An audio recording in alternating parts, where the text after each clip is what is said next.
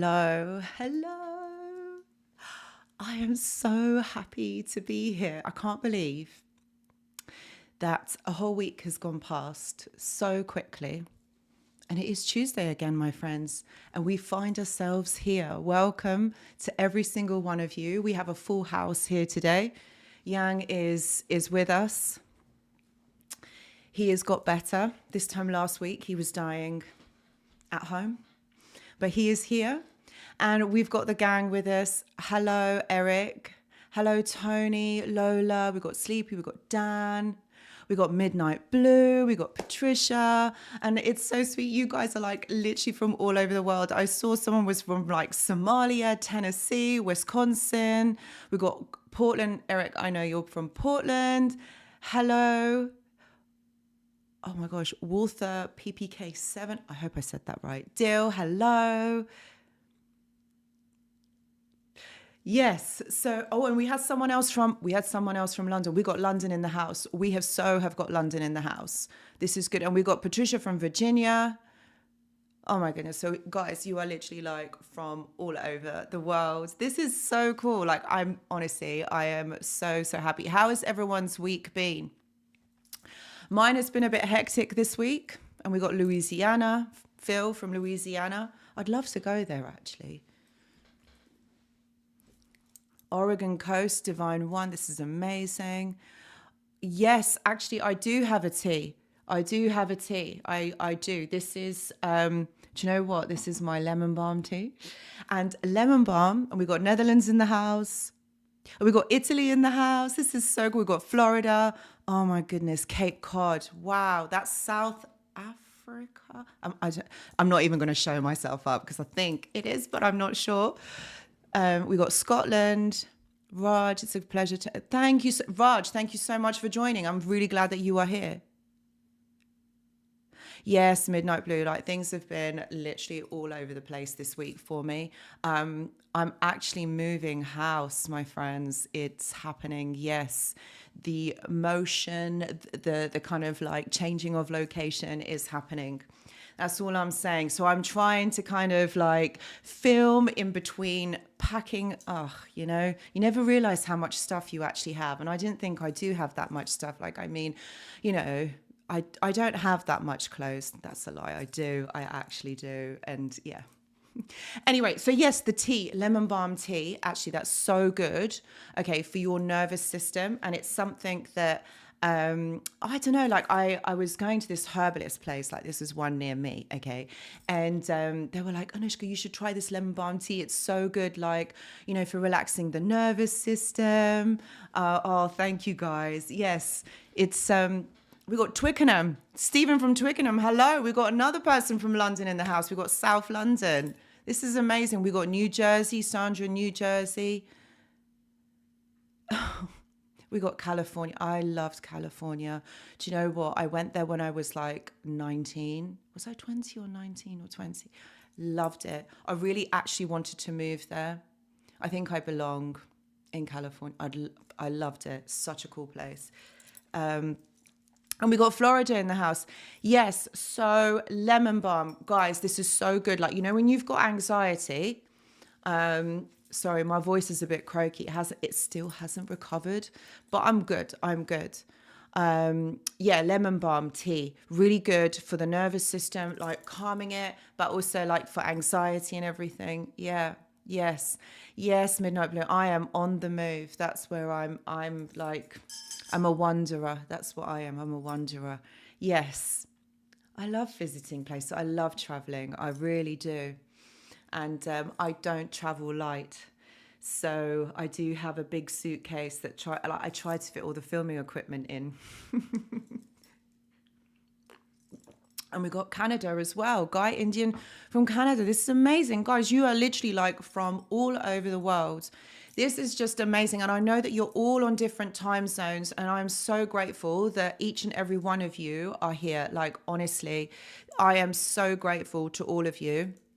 Because I know that listen, I know time is precious, and I'm so glad that you guys are here, because today, my friends, we are talking about outsmarting the narcissist. That's what we are here for today, aren't we, my friends? We are here to outsmart the narcissist.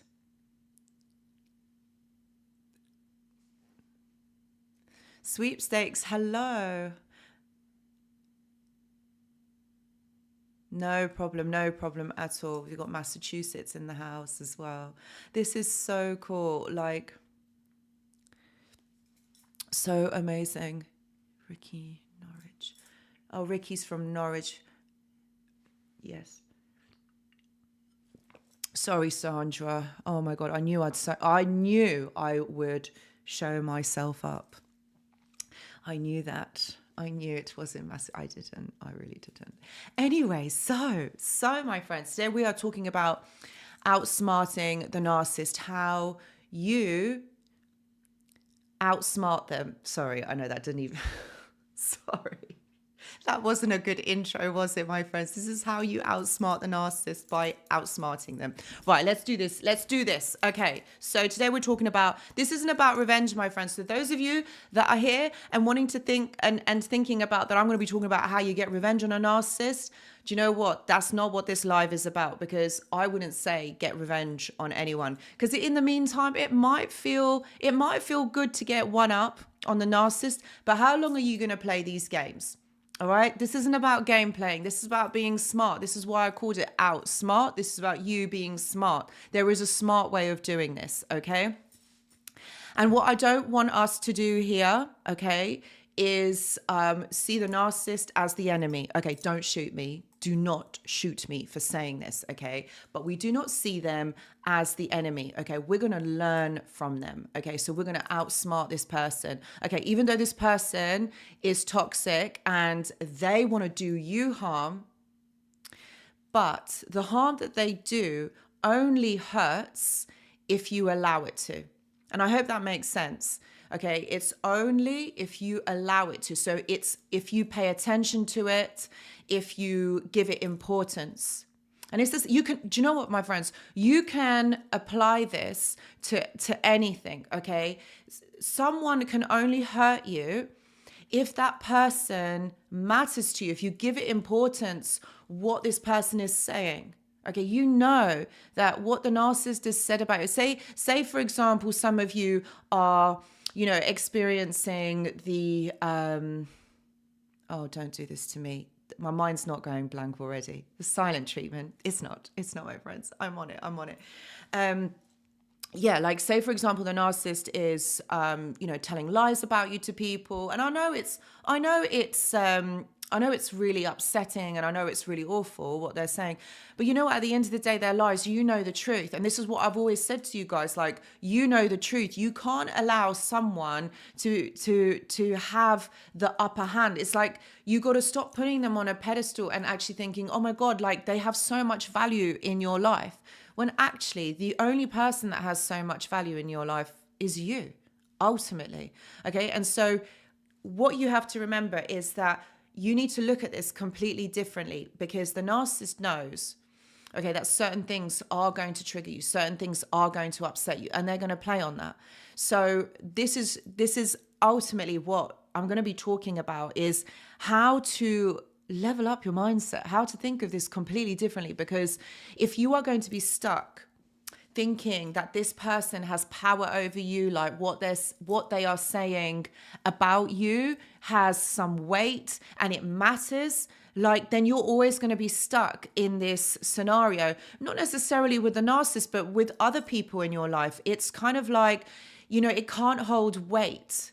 Do you know what I mean? Like it can't hold that importance in your life, because otherwise this is what happens. You get stuck, and it makes it, do you know what? It makes it really difficult to be able to move forward and to be able to move on in your life. And we don't want that, my friends. We don't want to be stuck. We've had so much happen to us. We don't need this. Okay, so this is about transcending that and looking at this in a completely different way.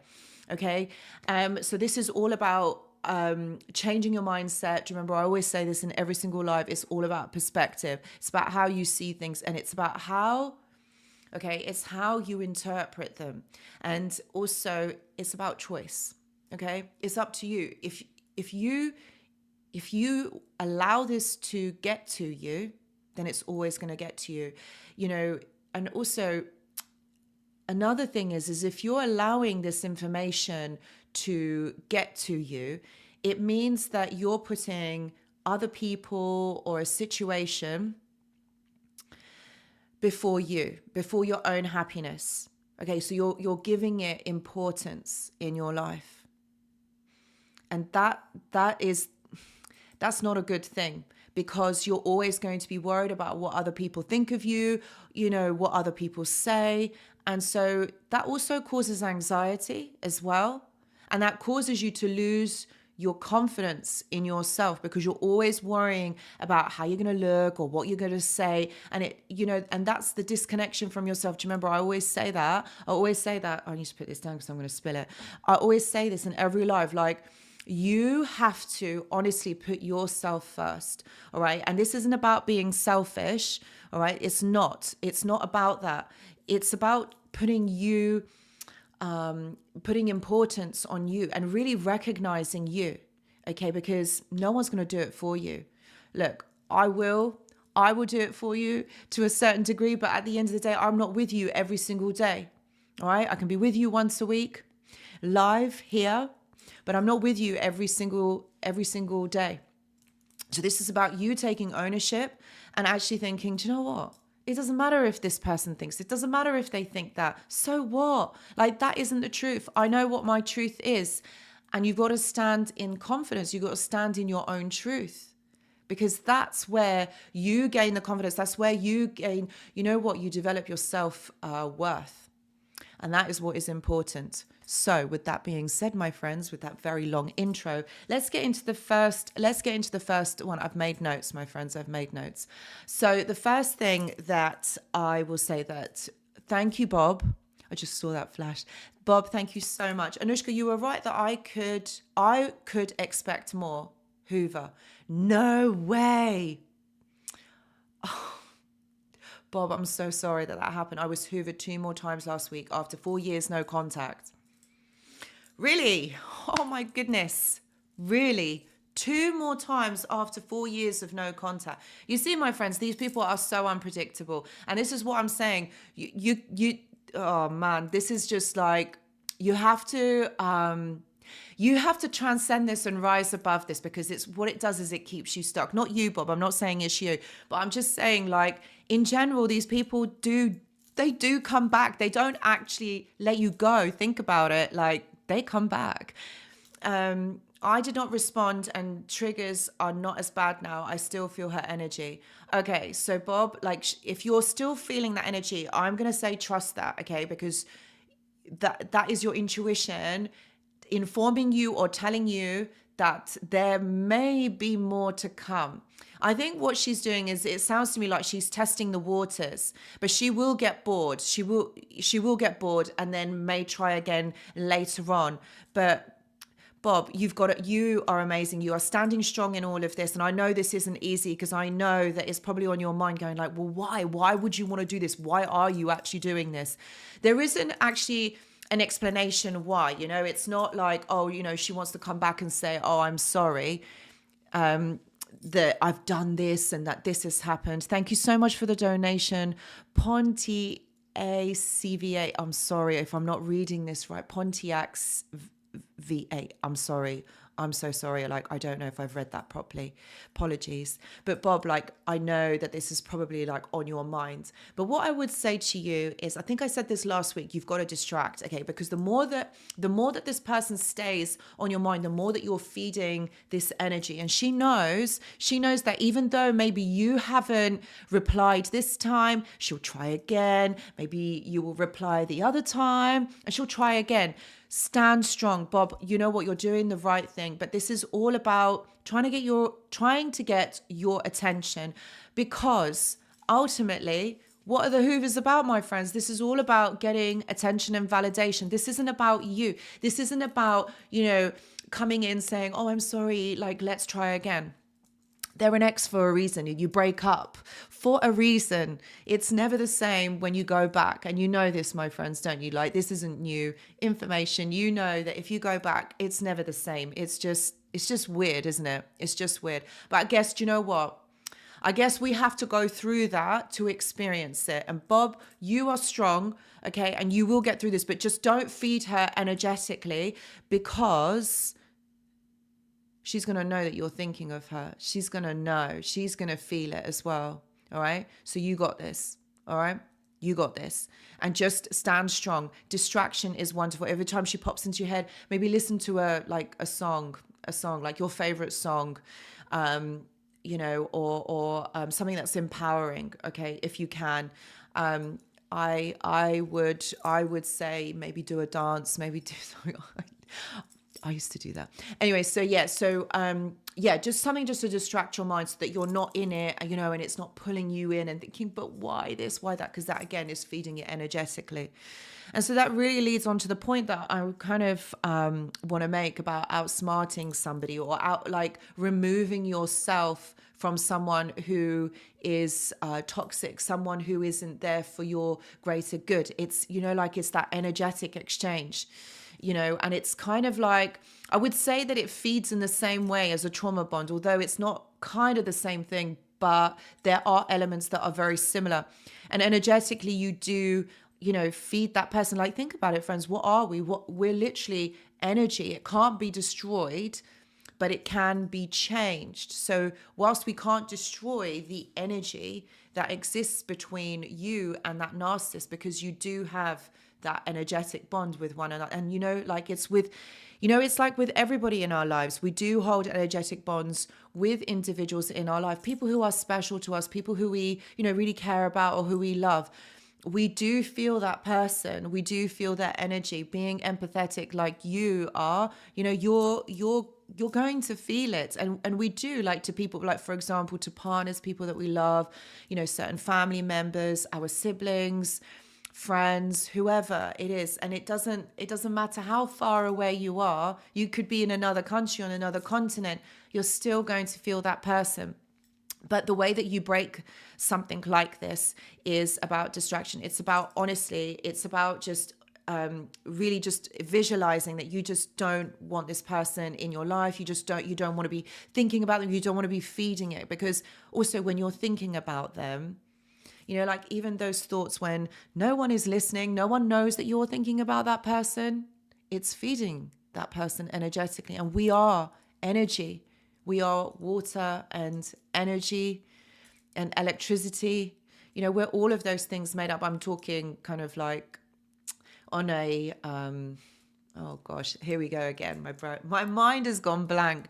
We are like physiologically, and if we look at it like chemically, that's really, I'm talking like on a baseline, that's really what we are. And so know that energy is something that we experience, but we can manipulate it so it works in our favor. How do you think manifestation works? How do you think like visualization works? How is it that you are able to feel somebody else's emotions without even talking to them? It's the same things. Thank you, Raj.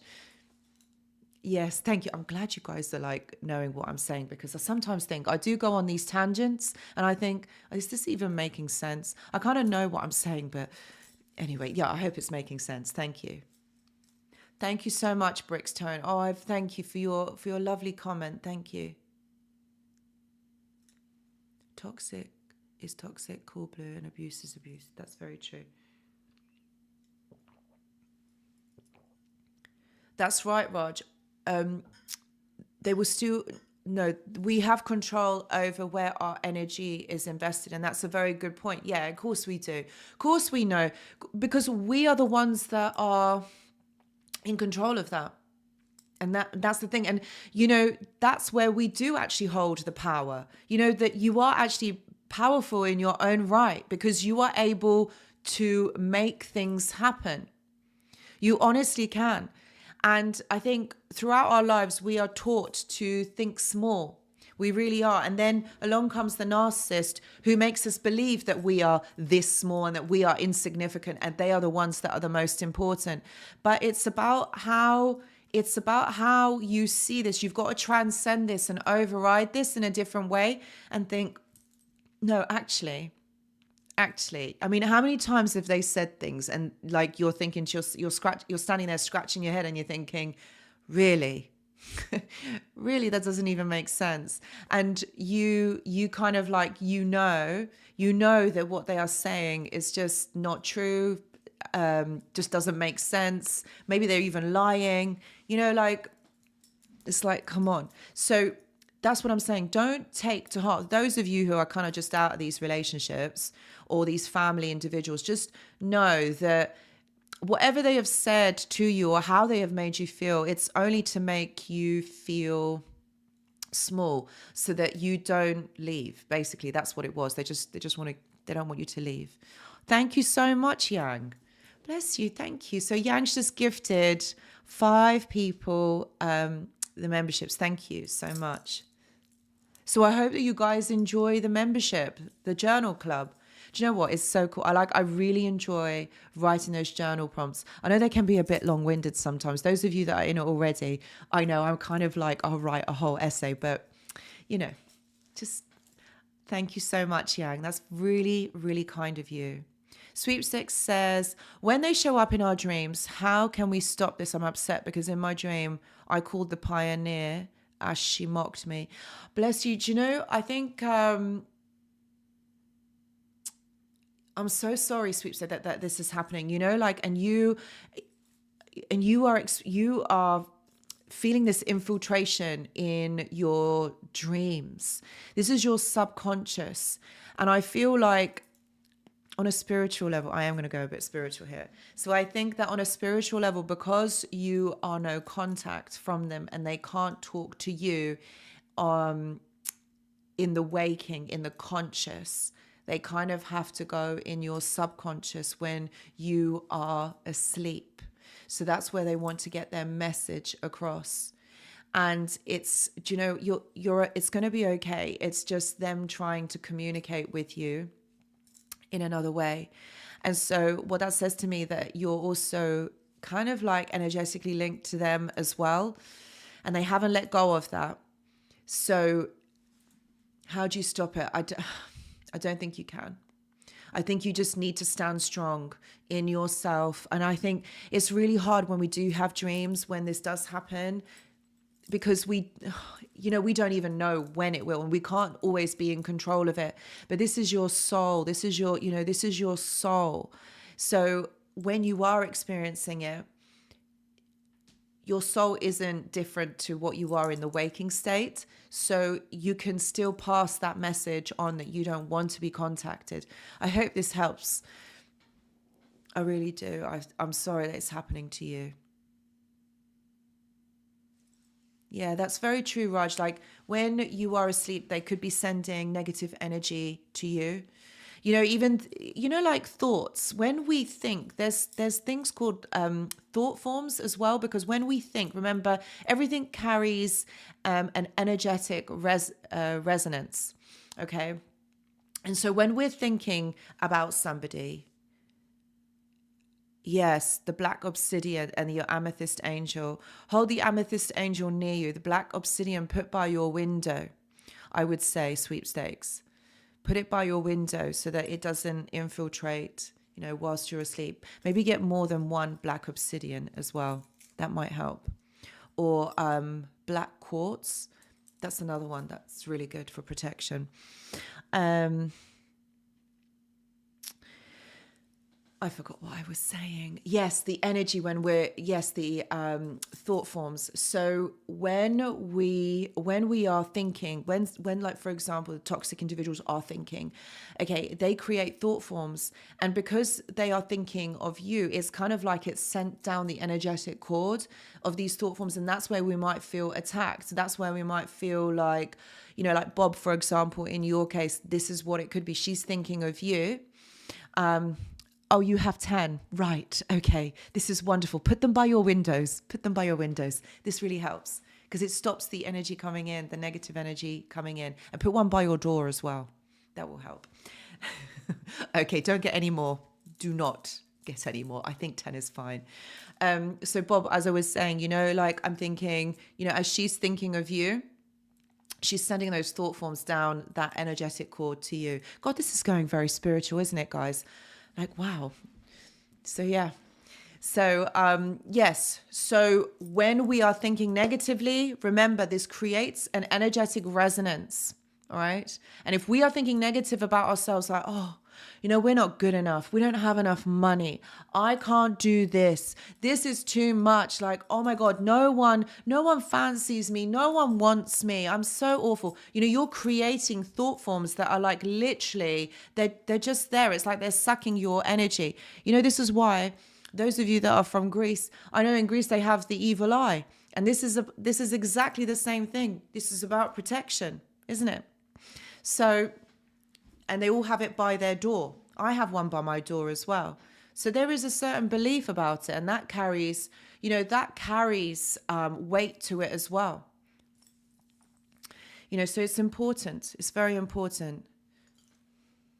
That's true, Raj. Yeah, we attract what we think, and we do. And we do. And this is what I always say to you guys. Stop thinking negatively, like rise above it. Come on. You have to understand that you are so powerful in all of this. You know, like you're not small, you're not insignificant. You are so powerful, and you can be and have anything that you want. Honestly, just because this person has been in your life doesn't mean that, you know, like you've got to think like this is the worst thing that could have happened. Like, how could they do this to me? You know, it's just like, okay, fine, great. It's kind of like that. You just kind of just got to hold it, let it go. Just hold it, let it go. Okay, because the more that you start thinking like, oh, you know, this is just, you're going back into victim mentality, and you know, they love that. They love that on so many levels. They love the fact that you are thinking that you are nothing, that you can't move on, that you're thinking of them, and they know this. They know this. Patricia, will quartz crystals help? Yeah, quartz crystals help for not necessarily protection, but more for clearing. So if you want something that is going to be more about protection, the black obsidian and tourmaline really, really helps. They're both like black crystals. And I just say, like, those of you that if you do have crystals, make sure that you are cleaning them regularly under cold water, maybe like once a month, because they do pick up frequencies and energy. So yes, and sometimes maybe even sage them as well. That helps to clear the energy, because when it's not moving around, when it's staying stagnant, they are absorbing, they're porous, and they also have their own energetic frequency as well. There was a study done actually, and like certain people who had like certain crystals and they would carry them around, you know, it really does help. There was this beautiful shop in Greece that I used to go to. Oh, wow. Like this woman, she had the most amazing crystals, like this amethyst ones. Yes, Yang, we're talking about stones. You know, in Thessaloniki, Yang, they had the most beautiful, like they have like 2 crystal shops. Beautiful. I've actually got some over there. If I can't stand up because like everything's near me and this will fall and I don't want it to. Yes, thank you, Isabel. Yes. So, you know, she had these, and whenever I would go in there, it's like, oh, wow, like it'd lift my energy. It's like literally, it was like, it's so beautiful, like a crystal cave. It's amazing. So those of you that they do raise your vibration of free falling. They really, really do. It's just beautiful. And also, guys, carry some tiger's eye, all right, or citrine. That really helps to like attract abundance. So yes, Ponti AVC, like pink quartz as well. That's for love, for self-love, and for love attracting love. And also, if any of you do have any of that rose quartz or pink quartz, keep it on the left hand side of your house, because the left is to do with like with the heart, with receiving. So yes. Lovely. There's such beautiful. I've got so many in my room where I sleep. I have like so much selenite. I love that stone. You know, like when the moon shines on it. So beautiful. This, I'm just conscious this is not about outsmarting the narcissist, is it? Daryl, Hello, Daryl. Oh, wow. Thank you. Thank you so much. And thank you for your such sweet message. Thank you for your knowledge and great advice in helping us. You are so welcome. Daryl, you are amazing. I feel really bad taking that much. You every so often, you come on. Thank you, Daryl. You're just beyond generous. I really appreciate you. Thank you so, so much. Honestly, so kind of you. Thank you for your support. Yes, Free Falling says leave crystals out on a full moon. It helps to recharge them. Yes, and always wash them. Yes, put them out on the full moon and run them under cold water so that it helps to clear them. Yes, right. So now we are going to go back to outsmarting the narcissist. Okay, those of you that are on the live, thank you so much for being here. Please do press the like button. I would really, really appreciate that. Thank you. I don't know how many likes we're on, and I don't know how many people are watching, but thank you to each and every single one of you. So, the way to override the narcissist is to withhold reactions. Yes, my friends, that is going to really help. Okay, because if you think about it, all right, a narcissist, I really love that, Isabel, that yes, they don't expect you to outsmart them. Yes, they don't. Because they think that you are going to be caught in this web or in this trap. And so they think that they've got you trapped forever. And that's what it is. It's a trap, isn't it? So that you stay and yet you don't go and that you never see the lie. But you know what? Like on some level, I really do think that they know. I really do think that they know that you are going to see, that you're not going to stay forever. Like they know that you are going to see through it. I mean, come on. How could you not? Everybody else, every other kind of person or supply has done that. Like they've seen through it and they've left, right? So why wouldn't you? You see, they do think that they're a lot cleverer than they actually are. They think that we are quite weak. And the reason why they think that is because, you see, people like that, they take our kindness as weakness because we feel, hello, Sean, because we feel they don't. So they think that because if someone has emotions, they think that that is a weakness. But actually, that's your superpower. Really, it is. We don't need to hide our emotions. We don't need to not feel. And you know what? There's no shame in being able to express emotions. I know for a lot of us, maybe we have been taught not to as well. And it could also be cultural as well, where we are not allowed or it's kind of frowned upon. And I think especially for men as well, it is frowned upon or it's not very masculine to show emotions or to talk about emotions. But you know what, guys, as in males, you are also human beings. You are also going to feel, okay? I know us women, we are able to express our emotions a lot more, but there's no shame and it doesn't make you weak. Hello, Normand. You're very welcome. Thank you for your very lovely message. There's no harm in, expressing emotion. It doesn't make you weak and it doesn't make you look stupid. Honestly, guys, know that when you feel safe, it's okay to express. Thank you. Oh, thank you, Sean. I'm really glad that they have helped you. I really, honestly am. I'm so pleased. Once you know the narc playbook, game over. Yeah, that's true, Isabel. It's true. So when you withhold reaction, they don't like that because if you think about it, a narcissist is motivated and hypersensitive on reading the room, reading people. Okay, and what they do is they like to know if someone is very kind, someone who is patient, someone who is compassionate.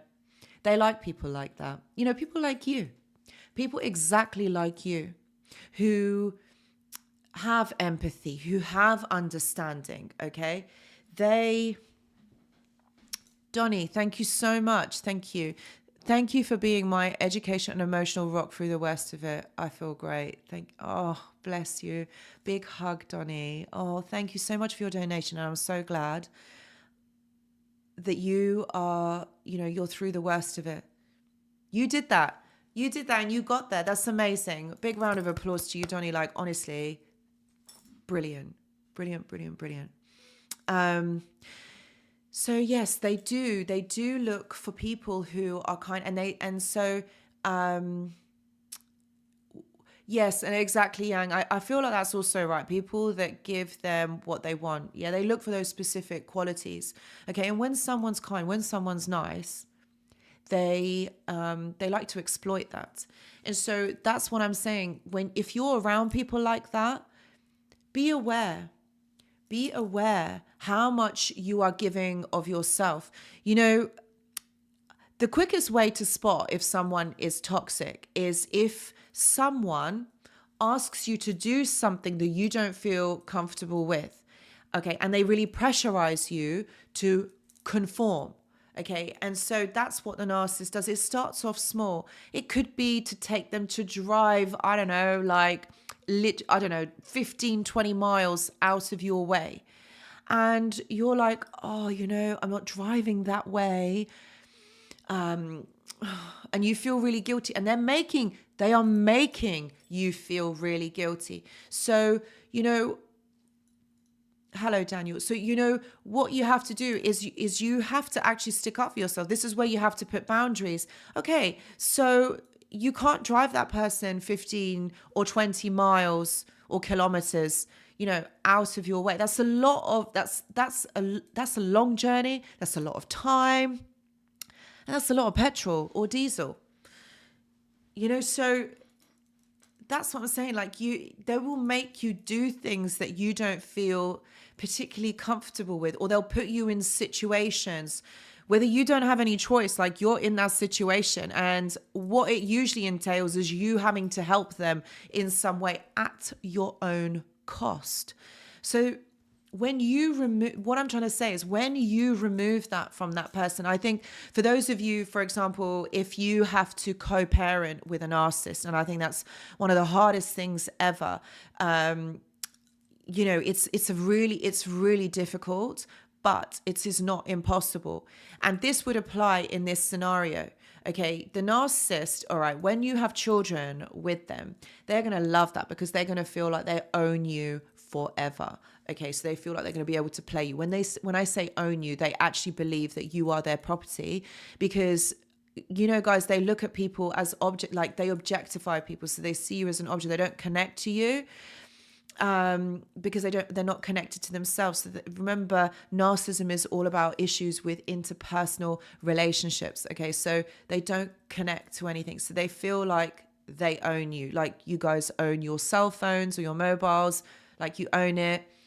It does a lot of things for you. It's a very transactional kind of thing that the cell phone does for you. Oh, Chris, I'm sorry, you've got a co-parent.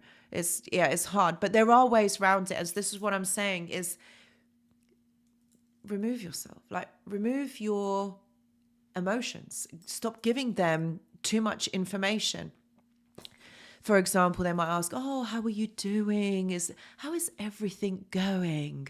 And so they're fishing for information, and it could come across as innocent, like in a conversation. And you might think, well, it's not going to be an issue me saying, oh, I'm doing okay or whatever. And maybe I might tell them that I've got a new car or I've just bought, something new, a new outfit. I don't know, like some designer handbag or whatever. Don't do that. Don't give them more information than what they need. They ask you how you are. You're like, yeah, good. I'm good, thanks. Even if you're not, you do not tell them that, and you do not ask how they are feeling, because what you have to do is see this as a business transaction. This is where you put boundaries in place, and there's no emotion. You're not interested how they are doing. They're just being toxic. They're just being like that. You're not interested how they are doing. I know it's probably killing you inside, and it's hurting you, but don't ask. Because it is not important. What this is about is the children. And I know for a lot of you, it's really hard because a lot of them probably have moved on as well. So don't look at it as though, you weren't good enough, you're replaced by this person. That's not what's going on. You know why this person does this, why they move on so quickly and they've got someone else, or why they cheat. Okay? It's because you're not conforming. You're not doing what you're supposed to be doing. So they're punishing you. Even them moving on that quickly. Remember, they don't connect to people in that way. It's all very surface level. And that's why they are able to move on. And like, a lot of us are scratching our heads like, what? Within a couple of weeks, they're with someone else? And this is their soulmate? Like, what? Hello? Yeah. It's an illusion. It's an illusion. And then as you see, a few months later, they are blowing up your phone, or you hear from them. Who does that? Like, hello, who does that? What you have to understand, that this isn't healthy behavior. I was about to say this isn't normal behavior, but that's not politically correct, is it, my friends? This isn't normal what someone is doing. Like, you don't do that. Like, no one does this, but they do. So learn to use your discernment. Okay. Learn to see things for what they are, okay? Just because this person is presenting themselves very well, very adequately, doesn't mean that they have all of this going on here. It's a different story. Anyone can say and pretend to be anyone. Anyone can tell you. But what's going on here and here, different story. And being empathetic people, you can read that. You can read that off another person by what they say and the way that they behave.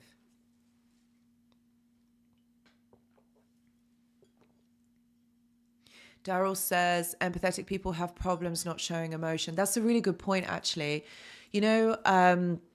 Yes, we do retract into ourselves because we don't feel safe in order to be able to show our emotions or explore our emotions or explain them. And I know that that's very much a trauma response. So it's about not being too open, being kind of quite quiet, blending into the background because you don't want to get hurt again. So this is a trauma response. But Daryl,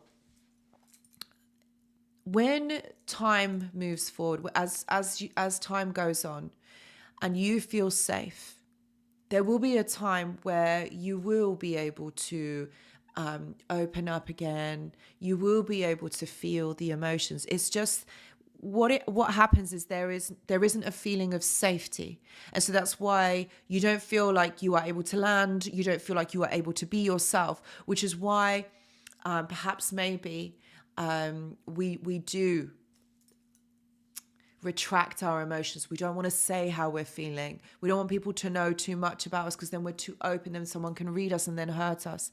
So we do it as a protection, but that's because there's no feeling of safety. But it's okay. Like, I know a lot of us maybe at this moment, at this place right now, and maybe a lot of us are not also aware that that's where we are, but it takes time. It takes time because it's ultimately when we do that, it's because we don't feel safe. We don't feel safe in our situations or our surroundings.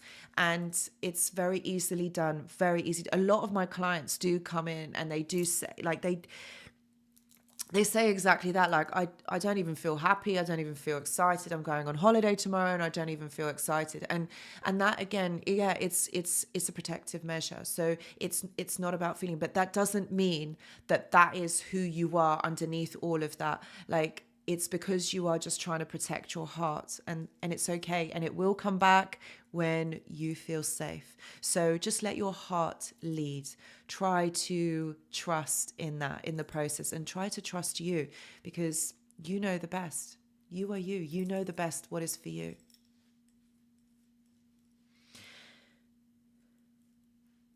Okay, so the next one is to avoid unnecessary arguments. And what I mean by that is it's like I know they get under your skin. I know they really irritate you. And if those of you that are still having to be around narcissists, maybe you're co-parenting, or maybe your parents or family members, or maybe this is at work, don't get into arguments with them. It would be much better for you to, if you needed to get into an argument with anyone, use the wall. Like, honestly, talk to yourself in the mirror or the wall, because you're going to get a lot more out of it than you would with a narcissist or someone who is toxic or someone who is just literally not interested. Okay, so what narcissists do is they don't listen. They switch off. They switch off when you talk. So they never take into consideration your point of view or what's going on for you. It's more about them. So it's about what's going on for them. So you are trying to get them to see, you are trying to, I don't know, get them to understand your point of view.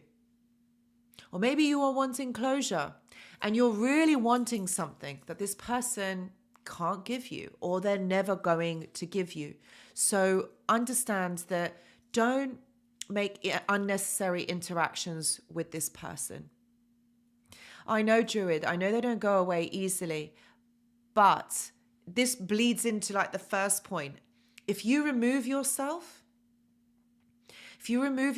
emotionally and you're not validating this person emotionally anymore, they're going to get bored over time. It's not going to happen overnight, because they're going to want that. So they're going to try and trigger you. They're going to try and get a reaction out of you. And what you do is you just respond with silence, and you just literally ignore them, because this is how they operate. This is how these individuals operate. They want something from you. It's not the other way around. They want something from you, but they can't live without you. Although they make the whole interaction absolute hell whilst being with them, but it's you that they ultimately want. Okay, so again, you are the most powerful in this situation because they are needing something from you.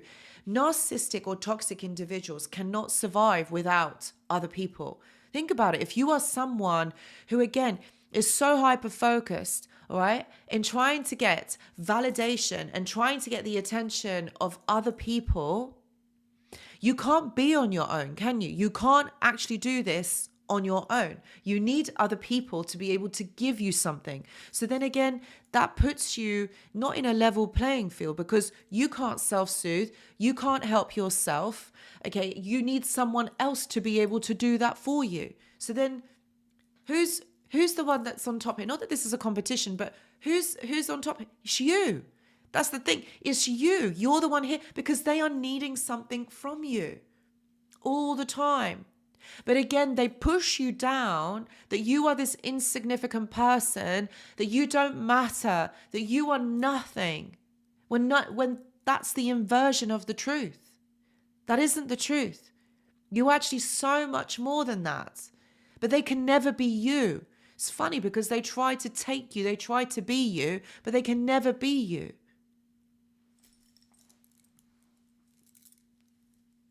No worries, sweepstakes, that's fine. Oh, bless you, Chris. I've spent years just trying to get the narc to understand it's worse than talking to a brick wall. Yes, this is why I say talk to the brick, talk to the wall, talk to the mirror, talk to the wall. It's so much better. But just, yeah, what I'm trying to say is don't waste your breath, don't waste your energy.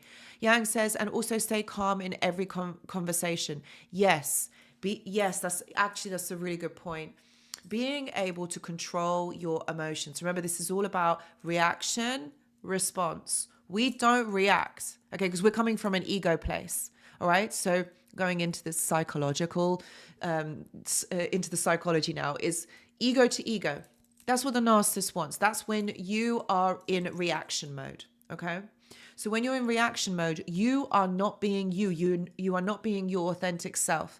Okay, your blood is boiling. You're probably really annoyed. They're telling you stupid things that don't even make sense, and it's really irritating you. And like, for example, you're trying to get your point of view across. Again, this is triggering you. It's irritating you because you're not being heard. And I don't think there's anything worse when someone just doesn't hear you, doesn't acknowledge you. And it's what I said, their ears are closed. They're not listening. They're not listening to what you say. So you take that back and you respond and you control your responses, because at all times you are in control. Okay, so that's how you do this. So it's about, you don't have to give them an answer to every single question. You can say that you need time to think about it.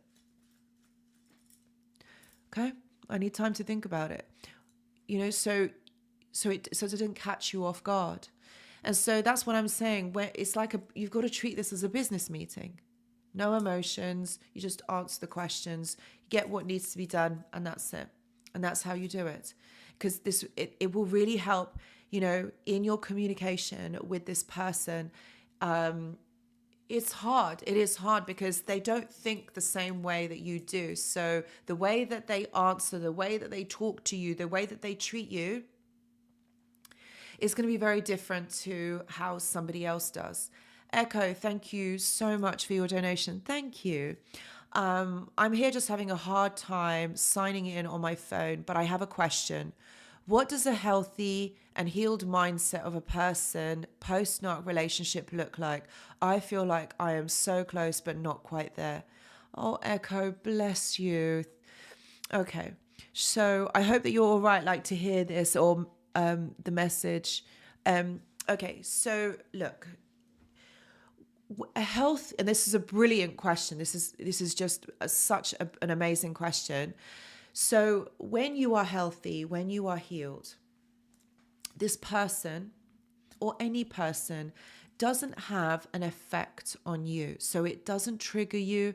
It doesn't hurt you.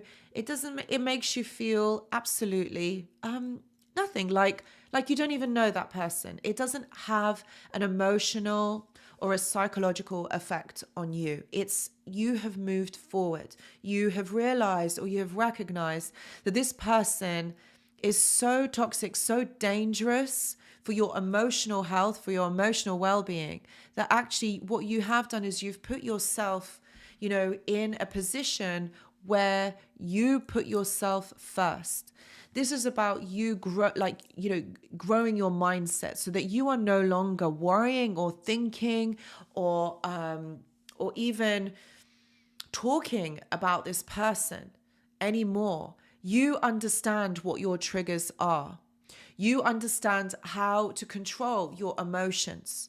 And also, you connect back to yourself and you learn to trust you. You learn to be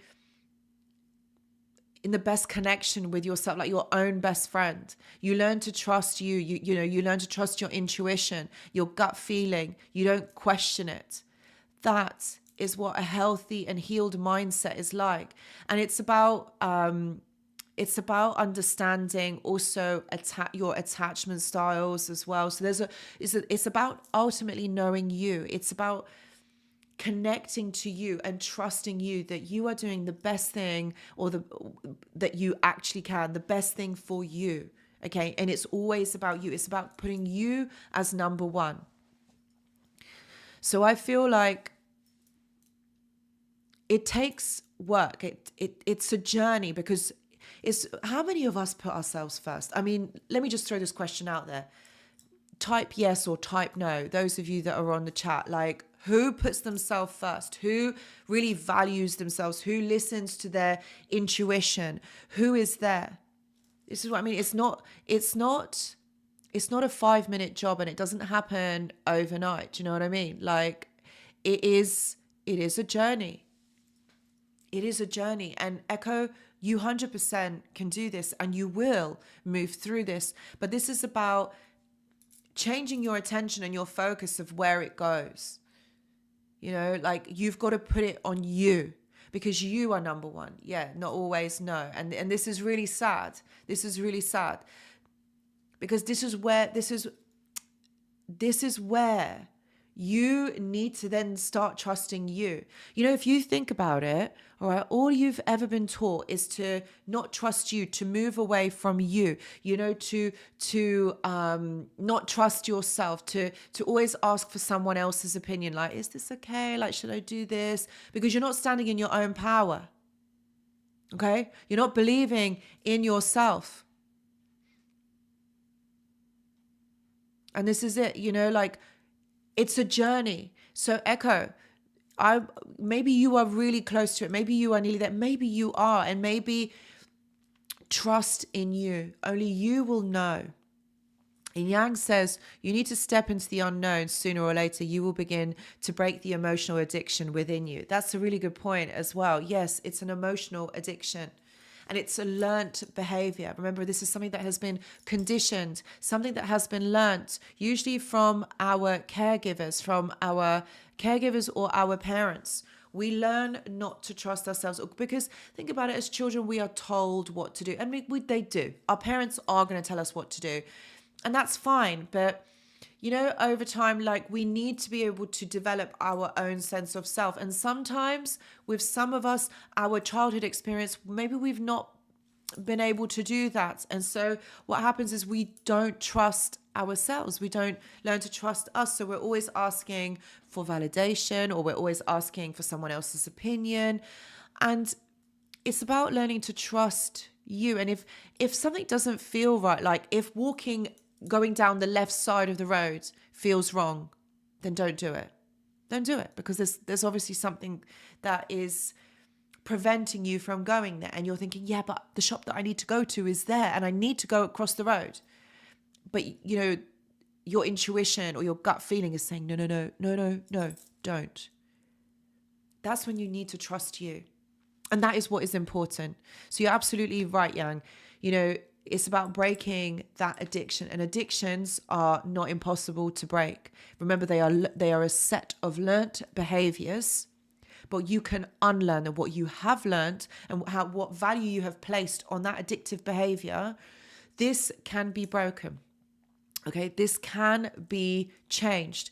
I used to work in an addictions clinic for people who were addicted to drugs and alcohol. And I used to kind of hold these talks, and I used to say to them, this is just conditioned behavior. This is something that you've learned, and you've placed value on that substance because you think that is going to get you where you want to, where you need to. But actually what it's doing is the opposite, because it's actually killing you. It's rotting you from the inside out. So it's never going to get you to where you want to. And you see, and I can say this is the same thing, emotional addiction. This emotion that you feel, all right, it's killing you from the inside out. If you're addicted to something, addiction doesn't hold a positive connotation, does it? It doesn't hold a positive connotation. It's negative, and it never helps you to stand in your power. None of us should be addicted to anything, because addiction is something that it's a lack mentality. It basically, what it's saying is that you need something external from yourself in order to make you feel better. And you place so much value on that thing or that substance or that behavior to get you to where you need to. Okay? So know that you already have the answers within you. You don't need something outside of you.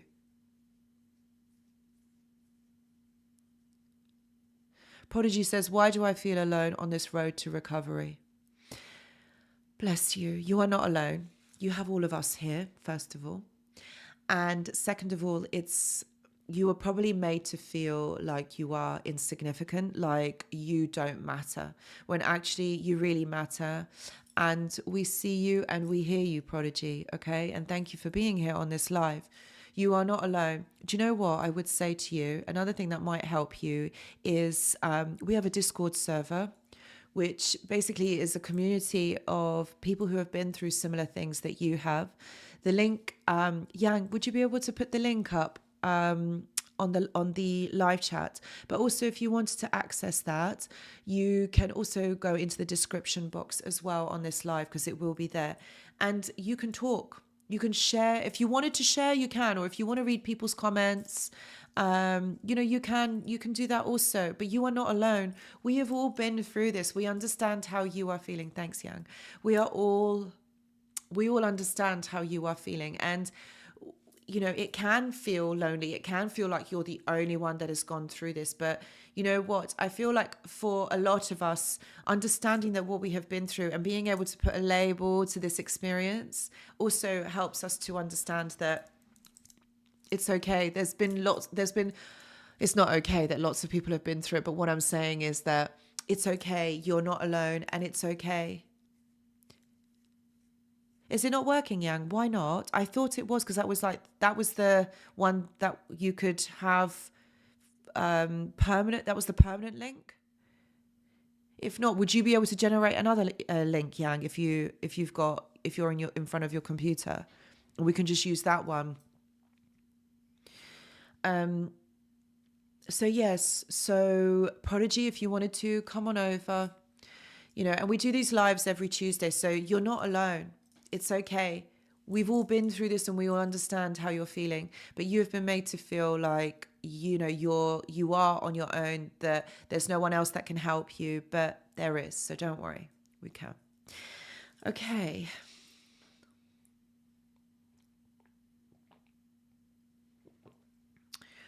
Right. So the next one is, oh, really?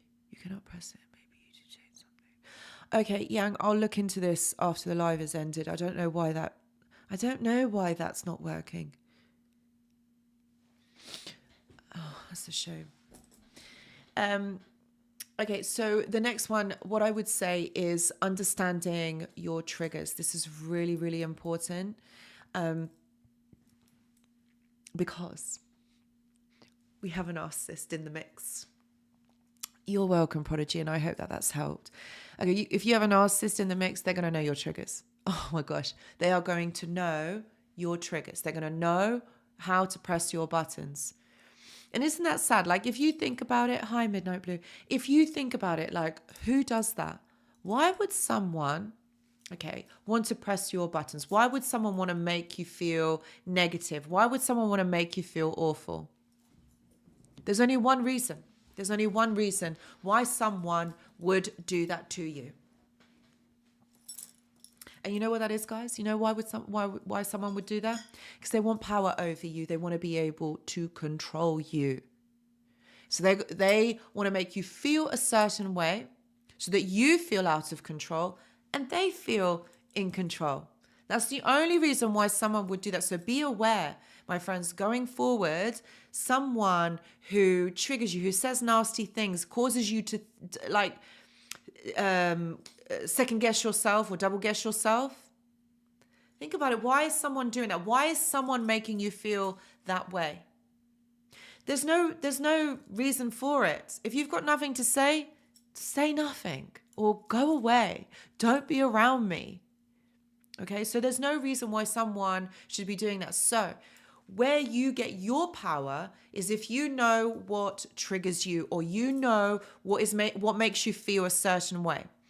So for example, if your trigger is rejection and abandonment, okay, and the narcissist obviously is going to know this, all right? They would have figured this out very early on in their interaction with you, and they're going to use that against you.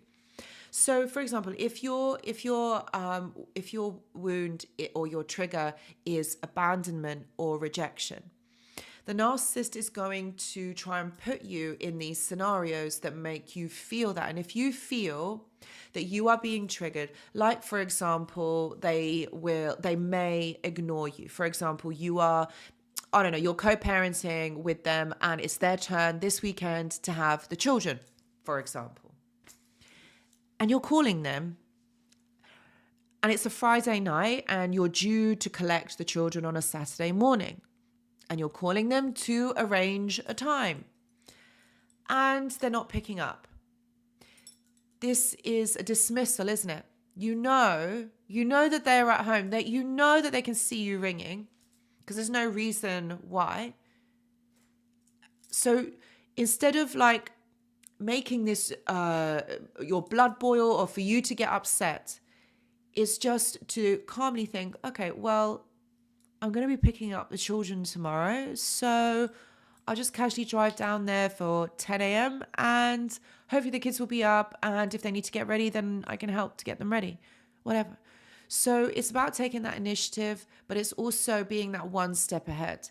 I'm just giving that as an example. I know maybe that wasn't a great example, but like maybe the narcissist might say things that will hurt your feelings. Like, for example, they might comment about the way that you look, and they might say, yeah, I don't like your new hair color, makes you look too old.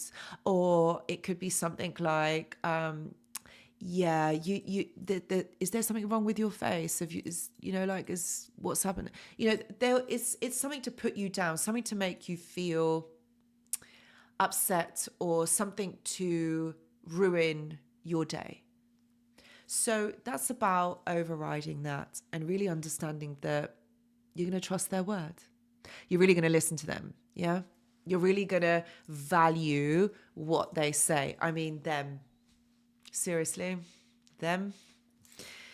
So be aware what your triggers are, and know that most of the time when they are interacting with you, they want to trigger you. So use your discernment, my friends. Know that that's what's happening here. They're just being nasty. That's what it is. They're just being nasty because they want you to feel awful, because they are feeling awful, or they are not feeling good enough in themselves. They just want to affect you. And that's ultimately what they do. Nice people. Yeah, nice people. Hannah says, oh, my house is a mess. Yeah, like, do you know what I mean? Like, it's just something just to kind of stick the knife in. And that's what I'm saying. Like, why would you need to say that? There's no reason for it. Norman says, all of us here have been through a lot, but we heal because we understand each other. Always follow and watch Anushka. Thank you. Videos on all platforms. She's heaven sent to us all. You're so sweet. Thank you. You guys, I love you guys. You're so sweet. And do you know what? But these comments are lovely to read, honestly. But on the other part of it is like, I'm so happy.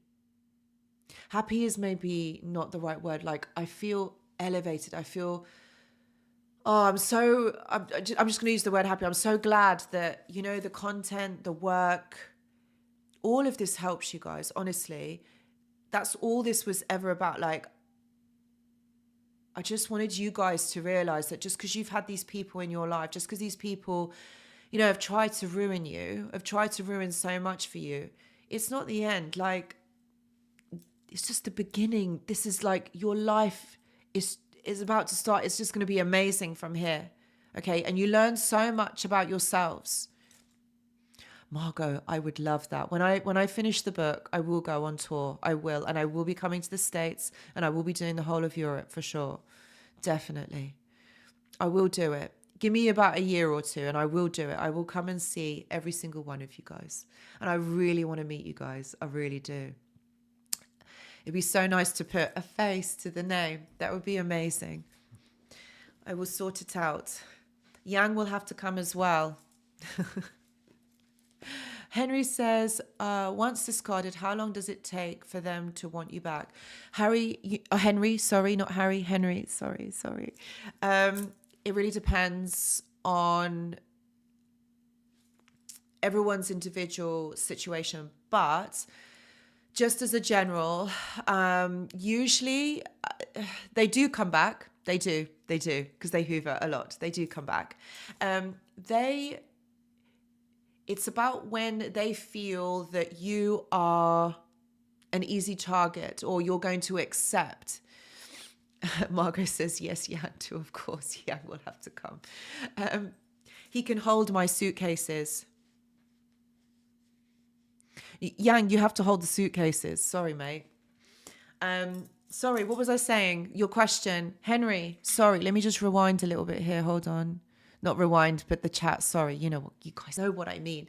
Once discarded, how long does it take for them to want you back? They always want you back. They always want you back. But you know what they want from you? They want you to give them attention and validation. And that's what they're going to be looking for. So if you can still supply, if you can still give it to them, and they feel that you are still upset and you are hurt and they can get that from you, they're going to try. It could be anything from like a week, a month, 2 months, a year. In Bob's case, it was 4 years. So they do come back. Like a lot of you say to me, oh, Anushka, they're not going to come back. Like they are not going to even look twice my way. Yeah, they will. They will. Remember, this is all about the attachment disorder. okay? And people who have personality disorders have issues with attachment, okay? And so when you have an attachment disorder, you don't know what attachment means. You don't know, because your idea of being able to attach to someone else is very dysfunctional. Remember, we've got to go back to childhood. Like, as kids, they weren't shown healthy connections. They weren't shown how to be. They weren't able to develop a sense of self. So they don't know what healthy connections look like. They feel like they are transactional, because that's how their parents treated them. So it's all about a transaction. What can you do for me? There's no way I'm doing anything for you, but what can you do for me? So if you think about that, apply that into their adulthood, okay? So this is about, if I get in contact with you, or if I message you, I like one of your social media posts, or I comment on it, that's going to make you feel a certain way, and you're going to think, oh, so you've got the attention of them, and that's all you ever wanted, because you never got closure. Okay. And so it's going to make you think, and it's going to make you think again, you're feeding them energy. All right. So they're going to know. And if you reply, they're going to be like, oh, they care about me. They want me. They care about me. So that's what I'm saying. It's like you have to, you're welcome, Henry, you have to, know that when they do come back, because they do, you are prepared and you know what is going to happen. All right. So they're just going to be wanting your validation, your energies. They're going to want something from you. This is not for free. Believe me, they're not contacting you for nothing. They're going to want something from you. This is all transactional. What can you supply them? That's what it is. Okay. So the next point that I want to say, this may not apply to all of you. But what I want to say is, you've got to be careful around like mutual friends or acquaintances, because they are the ones that are going to be getting information off you to report back to them. So this goes for any type of connection that you feel is, maybe you don't feel safe, or maybe might be a bit toxic. Be careful how much information you share about yourself. All right. Remember, use this in all in all situations, in all capacity. Okay. Be careful how much information you share to people, because you don't want people to know too much about you where you don't feel safe. Listen, of course, I'm not saying this like friends that you have had for years and that you trust. Do you know what I mean? Or like family members, people that you do trust. I'm not saying, oh my gosh, my mouse is doing something funny. Yeah, I'm not saying that, oh, I've got to be careful, I've got to be wary of everyone. No.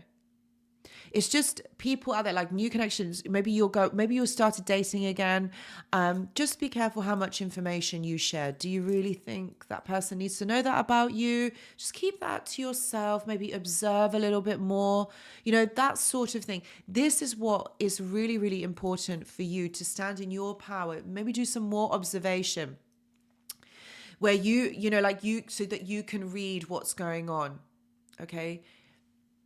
It is, Isabel. I believe this. Yes, I believe this is a battle for the soul. You're absolutely right, Isabel. Like, it is a battle. It is a battle. But all of this is teaching you to protect yourself. Remember, in all of these examples, you've got to put yourself first.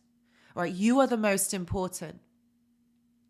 And if you're not putting yourself first, then they are going to get through the cracks, aren't they? They're going to get through the cracks. Yes, Margot, staying mindful. That is what is important. It's about staying mindful, being aware. All right. So just be aware. Like, you might have friends that, they might not report back to the narcissist. Just be wary of this, because what I will say is usually they do, because the narcissist will be able to manipulate them. And so these people end up seeing you as someone who perhaps maybe done the narcissist wrong. They're going to change the information. They're going to change things around. So just be aware how much you're saying, what you're saying, but also to other connections in your life. Like, don't say too much. That's okay. That's okay. Paoletsan, sorry, I hope I said that right. I'm sorry if I didn't. We all get caught up in this. We all get caught up in, because we might feel happy at that time. We might feel excited. And, maybe we're in a social situation, and it might, we might just say too much, and then it gets reported back. So just be aware. And that's right, Arthur. Learn how to love yourself. Choose you. Exactly. Casey says, few months out of a trauma bond, absolutely struggling. Bless you. Not Casey, Kerry, sorry. Kerry Cruz, bless you. The trauma bond you will get over. It's going to take a bit of work. It's going to take a bit of time. But this is about, I think if you're quite early on, I would say to you is distraction. And maybe when you're distraction, so this isn't about stopping you thinking about that person, thinking why, and overthinking, because that is another thing. And I know that for a lot of you, that overthinking is the worst thing, because it just eats up so much of your time and so much of your energy. And usually it's at night, isn't it, my friends? Usually the overthinking happens at night. But for those of you that are struggling, what I would say to you is this is about being aware of what you are thinking. Okay, meaning you start thinking about this person, and then you're thinking and thinking and thinking. And then by the time you catch yourself, maybe 10, 15, 30 minutes have gone past. And it's at that point that you think, right, okay, so you make a promise to yourself that you are not going to continue to think it, because you know how these things go. You kind of it snowballs, doesn't it? And it does it over and over. And then what happens? The anxiety. Yes, my friends, the anxiety. And that's what I'm saying. That's what makes it worse, is along comes the anxiety, and then, you can't sleep. And then you get annoyed because you have to wake up early, because either you have to go to work. You have to go to work. Maybe you have to walk the pets. That's what I was going to say. Or, maybe you're just an early riser and you just never get enough sleep. And, not getting enough sleep, how much torture that is, on a daily basis. So it really disrupts your daily functioning. But, with the trauma bond, this can be rather more escalated, because then there's going to be also the flashbacks, the memories, all of these things. So and some days are going to be better than others. So really that's also writing your experience down. It's about having a journal. Okay, that really helps. You know what? I always encourage all of my clients to keep a journal, because this helps for you to have a conversation. My mind's totally clear on her narcissism, but I'm self-confident, no self-doubt, but I'm crushed. I'm self-confident, but no self-doubt, but I am crushed. So this is about, it's you have to forgive you. Ultimately, you have to forgive you, and know that actually what happens is that you were lied to, and that you weren't told the truth. So what could you have done, Kerry? What could you have done? If you didn't have all the information in front of you, you didn't know what was going on, you didn't know that you were being manipulated, you didn't know that you were being love bombed, and that this person who they said they were not that person, how would you have known? And I think start from there and work on forgiving you, first of all. This is not your fault. You don't deserve this. And we were all tricked, or every single one of us were tricked. There's not one person here. Because you've got to think of it, like I always use this example. Kerry, if you knew, right, so can you imagine 13 years ago, bless you, it's a long time, but it's okay. It's all right, because you're going to rebuild your life and it's going to be fine, okay? And it can happen. There's many of us here who this has happened to. And I would also encourage you, if you wanted to talk about it, or maybe like read other people's experiences, join the Discord server, because that really helps. It's absolutely free. Listen, you know what, Kerry, if you knew that this person was toxic and they had said to you, do you know what?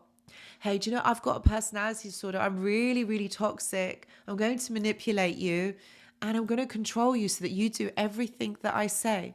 What would you have done, Kerry? What would you have done? I bet you would have run the other way as fast as you could, and you would never have contacted that person ever again. But you see, they don't do that. Okay, they are brilliant at what they do. They are so good at manipulating, and they're so good at lying. Okay, and you saw the illusion. Because they wanted you to see that illusion. You weren't allowed to see the truth, because this is what they do. They keep you trapped, and that's unfortunately everyone's story here. They keep you trapped so that you don't see, so you can't leave. And this is what I'm talking about. It's the trap. If you knew, you wouldn't have stayed. You would have gone. I mean, come on, you're not going to stay. No matter how beautiful that person is, no matter how good looking that person is, you're not going to be staying. You're going to be running the other way. So yes, Mark, I also would say it's about acceptance, about accepting that this is who this person is and this is what they are. They will not get better, and you're not going to be able to save them. Also, it's not your job to save them. Okay, so I hope that helps, Kerry. And I'm sorry that you're struggling, but you know what? The trauma bond, it's time. Ultimately, it's time. And doing these certain routines and things will really help you, will really, really help you to move forward. So the other thing, again, this might not apply to everybody, but, maybe you are in an unfortunate situation. And what I would say to you is keep notes or keep records of untoward things that are happening. Okay.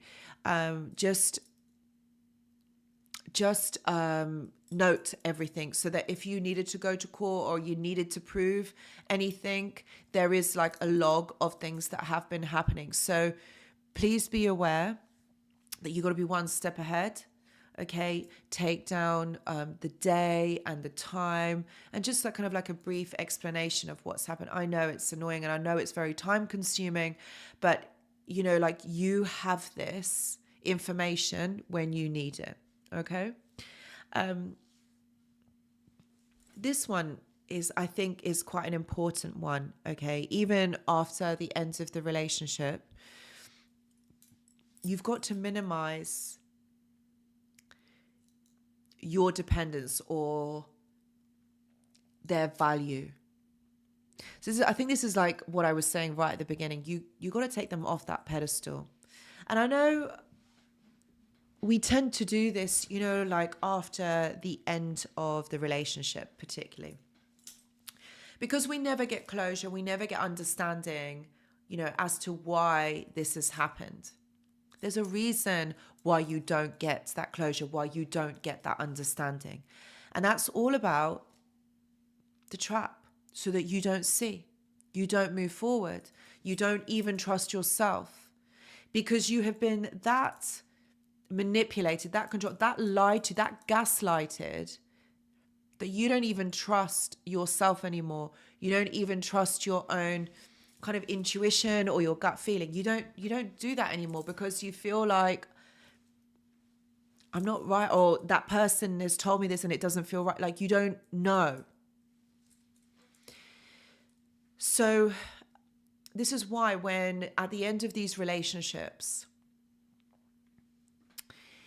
these people leave, but it leaves this scar, because this is what I mean. You don't trust you. You feel like you are a shell of your former self, but that isn't true. That isn't true. This person has made you feel like that. They've created this self-importance in your life, that everything matters on what they say and what they think, their opinion, and what they feel you should be doing.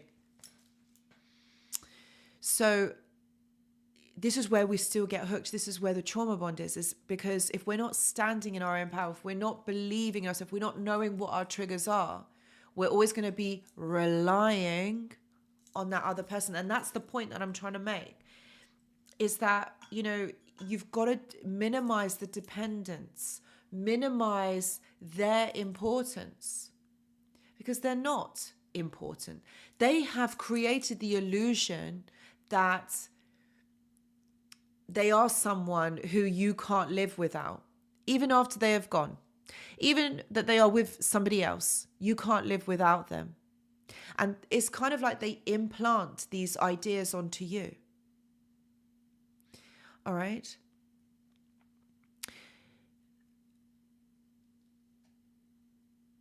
Cedric says, after 4 weeks of struggling with the trauma bond, my brain is getting better, shifting my thoughts. I force myself to think about a nice place to be. Also, healthy diet and workout helps. Thank you, Cedric. You know what? That's brilliant.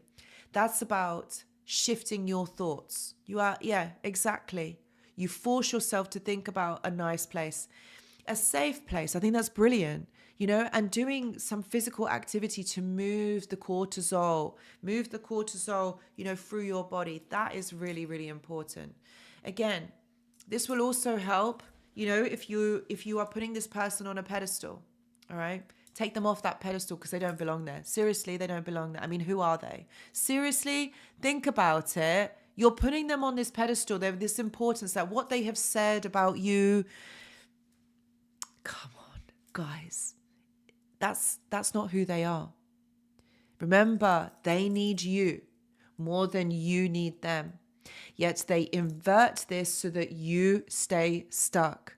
So if you are thinking, okay, that you need them in some way, you need some sort of validate, or you need some sort of understanding, some closure. Waltherback, thank you so much. I'm living a way better life post-narc. Thank you. Look, guys, thank you very much. Thank you so much, Walther, PPK7. Thank you. Look, it can happen, and it's possible that you do. So take them off that pedestal. I mean, seriously, knock the stool over. They fall, and you put yourself on that pedestal because that is where you belong. All right? And this is, you know what? Like, it's like what Cedric was saying. You've got to change it. You've got to shift it. You've got to put the work in because if you don't, you will stay stuck. You will stay stuck in this spell. Okay, because it's those thoughts that the overthinking, my friends, the overthinking, the triggers, the anxiety. And then you don't sleep. Hello, Kim Ming. Yeah, and then you don't sleep. And then your appetite, your day is ruined. And before long, you are suffering again. You know what? I'm not going to go into the physiological health of this because I know I talk about this quite a lot on the lives, but I did a whole video about it as well. Like how narcissistic abuse affects your body. When we're stuck exactly in that cortisol, the adrenaline that's running through our bloodstream. Hello. Think about what that's doing to you on a daily basis, how it's making your life so miserable, how it's keeping you stuck. You don't feel free. You don't even experience life the way that you want to. But you see, that's the illusion again. That's the illusion. Because that's not really, what is going on. I mean, you didn't come onto this earth to be somebody's slave, for you to keep going through this every single time. So it's like what Cedric said, you take your thoughts back, you take it back to you and you change it because you're the one that has the power. You're the one that can do this, nobody else. And this is the recipe for success. Think about what you can achieve. If you just did this even for 10 minutes, 5 minutes, 2 minutes a day, you just put your thoughts on you. All right. Think of a good place. Think of a nice place. Think about what it would be like if you were a millionaire. What would you do? What would you buy? Where would you go? What places would you visit? Like, think about that. For example, that's more valid or more fruitful than thinking about them or thinking about what they have done and why they did it and how they are with somebody else. Take that importance off them because remember what I said, you are feeding them energetically and this is how they know that you are stuck. This is why they get in contact with you again because they're thinking, oh, this person's ready for another round. Let's do this. I'm going to come for you. Energy speaks for itself. It can't be destroyed. It can be moved. So this is where you take your ownership back of your life, okay? Yeah.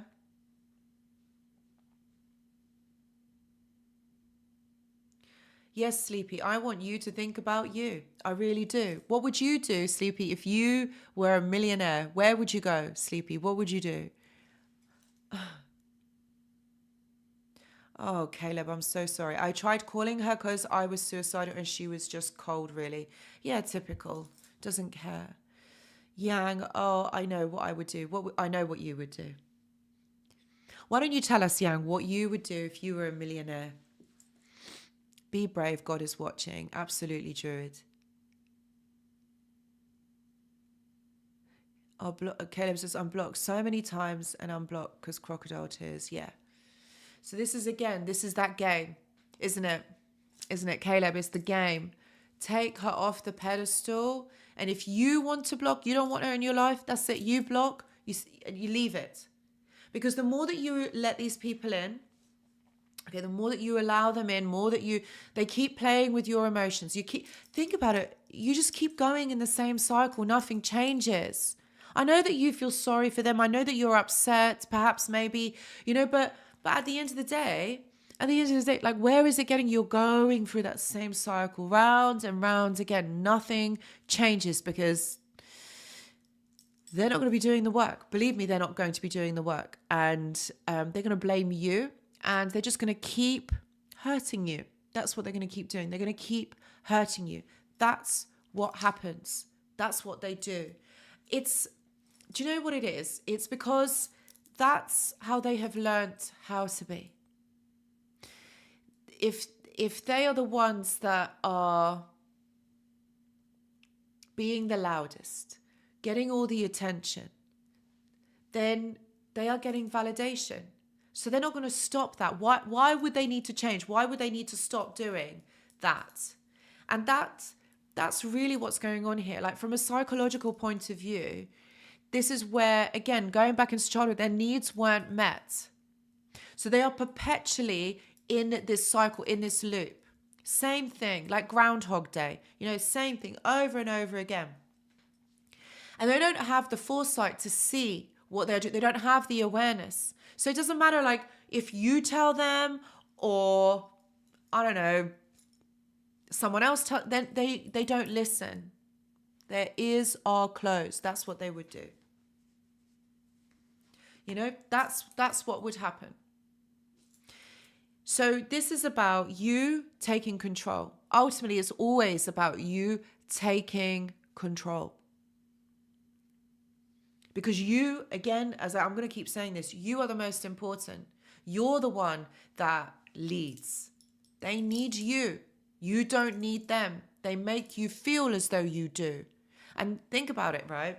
And that's because they create this trauma bond. Trauma bond. You are bonded to this person by trauma. Now let that sink in for a little bit. You are bonded to this person by trauma. This is not what relationships are meant to be about. This is not what is meant to happen. King Ming, thank you. Oh, bless you. Thank you. Stay healthy. Yes. Thank you. That's it. This is about staying healthy, but staying aware. Learn. Know you. Okay, because the trauma bond will keep you stuck if you are not aware. And you can be in this cycle for years and years and years. And it's really hard, okay, when you are stuck in it. But Cedric, my friend, you offered some wonderful advice. And that was all about changing those thoughts, changing the way that you think. And that's what I was saying. What would you do if you were a millionaire? Where would you go? What would you do? Thank you, and good night to you too. Bon nuit. Is that how you say good night? I think it is. I think you said it last week. I'm not sure. Be strong and disciplined. Yes. 2.5 decades, Flynn. Bless you. So it's about distraction. It's about changing your thoughts And because there's so much that can go wrong in all of this, but remember, you are the one that's in control. It's about perspective and it's about choice. And unfortunately, you also make the choice to stay in that trauma bond. And I know, please don't shoot me, don't hate me for saying this, but you kind of do, because you do have the choice, okay? You do have the choice. Choose you. Choose your life. You didn't come onto this earth to have this life where you are going to be somebody else's emotional slave, all right? You have one life. There's this human experience, okay? And it's this experience that you've got right now in this reality right now, all right? So it belongs to you, not anybody else. This reality, this life belongs to you. So if I could wave a magic wand and you could have anything you wanted, what would your life look like? How would that be? And I write this down as a journal prompt for my clients. I do. If those of you that are my clients that are on this live, I've said this how many times? If I could wave a magic wand, what would your life look like? What would you be doing? Would you be sitting on a beach, eating beautiful fruit, swimming in the sea? Yeah, what would you be doing? Because that is what you should be concentrating on. That's what you should be thinking about, not like why this person is the way that they are. Who cares? They are. That's it. Okay? And that's how you kind of got to dismiss them and let that go. Okay, where do you want to be this time next year? I'll tell you where I want to be. I want to have that book written. I want to write that book. So that is what is on my mind this whole year. That's what I'm going to be doing. Isabel, brilliant quote. Resist nothing. Eckhart Tolle. Yeah. Brick's Tone says, if I was a millionaire, I'd go back to work. Glad I got away. I'd go back to work. Glad I got away. Still hard to say. Yes. But still, you got away. You're free. You're actually free. You've got a get out of jail free card. You're free. You've got freedom. Noma says, Anushka, when I'm a millionaire, I'll invite and treat you and a friend for a vacation to the Philippines. Oh, amazing. Thank you. I will definitely come. And thank you personally. Enjoy the wonderful resorts and food here. Wow. Well, thank you so much, Norman. Thank you. I would gladly come. Yes. Daryl says, millionaires are narcissist magnets. Yes, they are. They are. Because they're drawn to money because it can supply them. You're right. So you've got to protect it. That's right. Druid says, I'd open a soup kitchen. Oh, bless you. I'll come and help you. I would come and help you. I really, really would. The mind needs to be occupied. Otherwise, the emotional side takes over. I get what you mean. Brilliant, Raj. I'm really glad that you do. Yes, it does. Because what happens is, these are in the writings of Eckhart Tolle. He is brilliant when he talks about the ego, because the ego hijacks the mind. And this is what I'm saying. When you allow your mind, all right, to run its course, okay, and you don't control it, then your ego takes over. And so remember, the brain is a muscle. Whatever you feed it, however you train it, is how it's going to get strong. So for example, Freud, guys, I love Freud. Okay. So Sigmund Freud gave this wonderful example of how the ego overtakes our life. We all have an ego. I have an ego. My next door neighbor has an ego. You have an ego. The guy across the road has an ego. Everybody does. Okay. And it's about recognizing what role it plays in your life. You're not going to be able to get rid of it, because I'm not saying that that's the right thing to do. No, because it's part of you. This is a construction of life experiences and conditionings. Okay, so this is we've all got it. Okay, it's there to protect us, but sometimes it gets it wrong. So Sigmund Freud, he was saying that imagine that you are on a horse and it is galloping across the prairie. And this horse is charging full steam ahead across the prairie. And but you realize that there's no reins. There's no reins on this horse. So it's just running in any direction, wherever the horse wants to go. But unless you put reins on that horse, you're not going to be able to control it. But you need to be able to control it because it is there taking you to a certain place. Okay? So that's what I'm saying.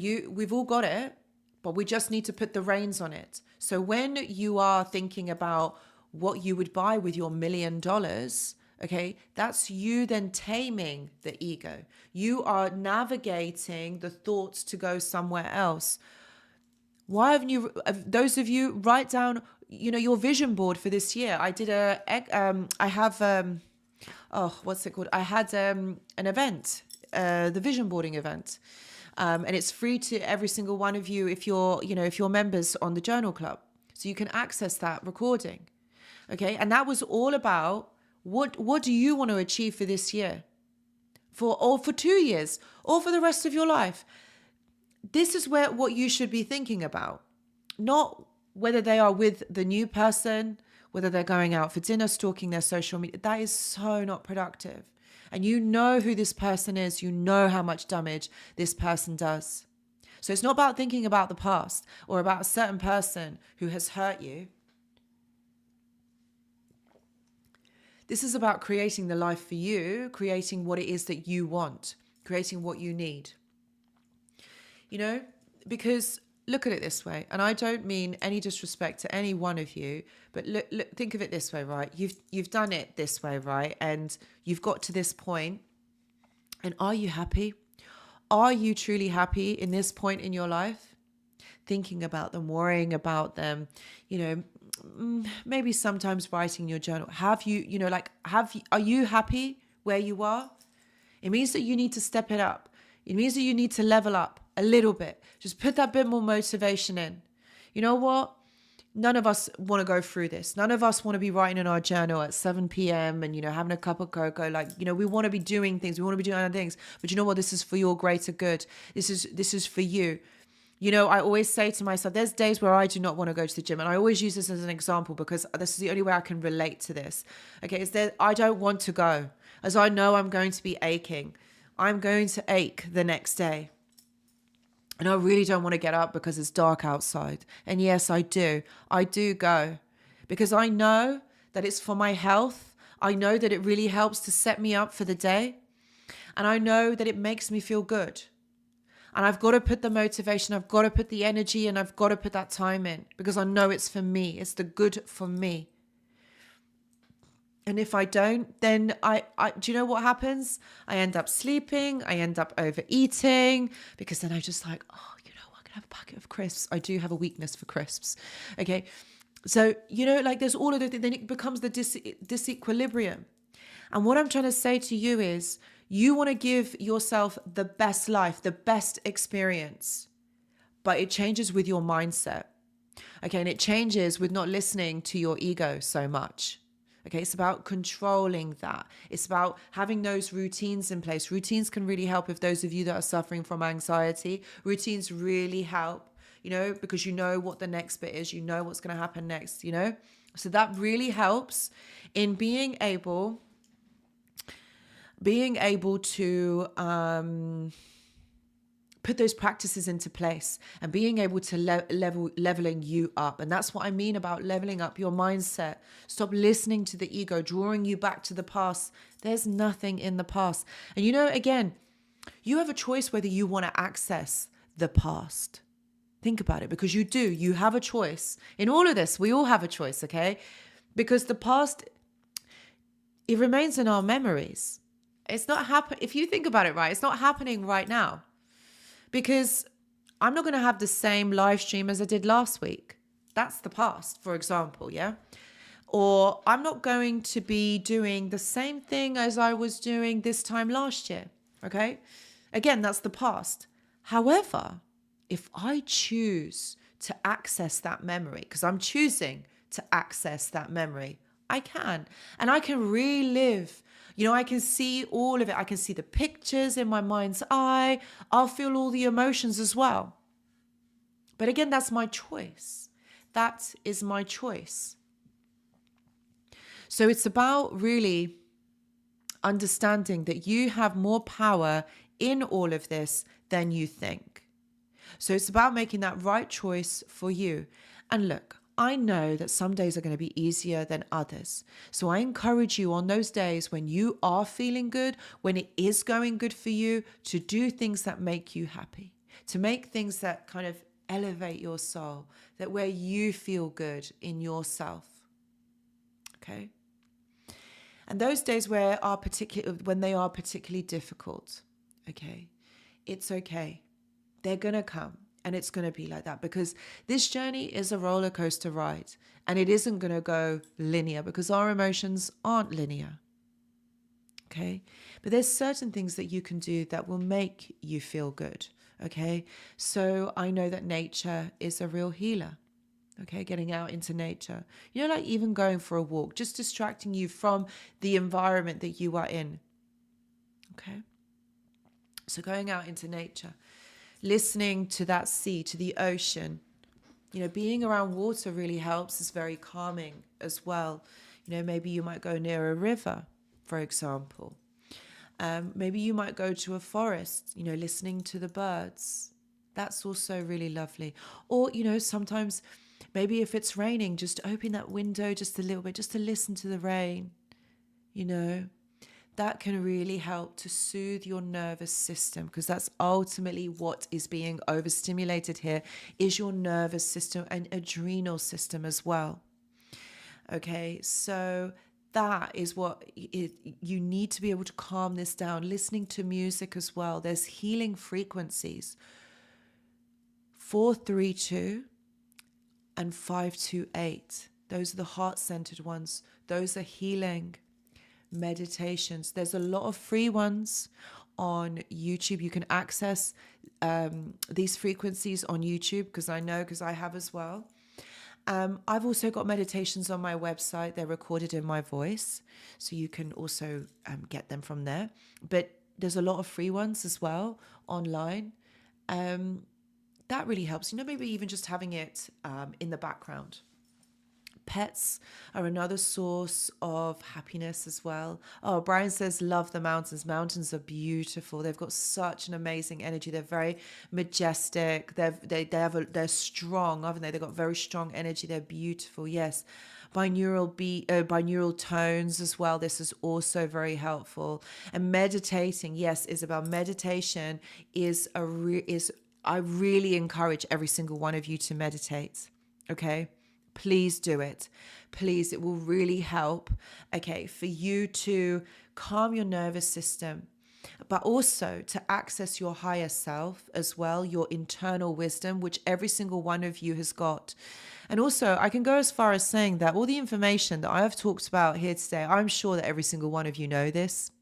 And if you were to listen in the meditation to your higher self, you would be able to access all of this information. So I'm just reminding you. That's all I'm doing. I am just reminding you that this is for you. Yeah, it's your higher self, the higher knowledge that you already possess within you.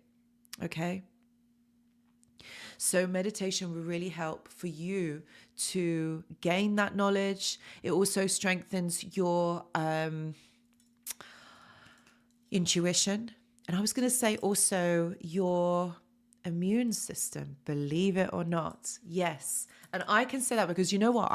When I was studying my master's in clinical psychology, I did for my study, for my dissertation, I did a study all on people who meditate, and I matched them for age, ethnicity, and gender.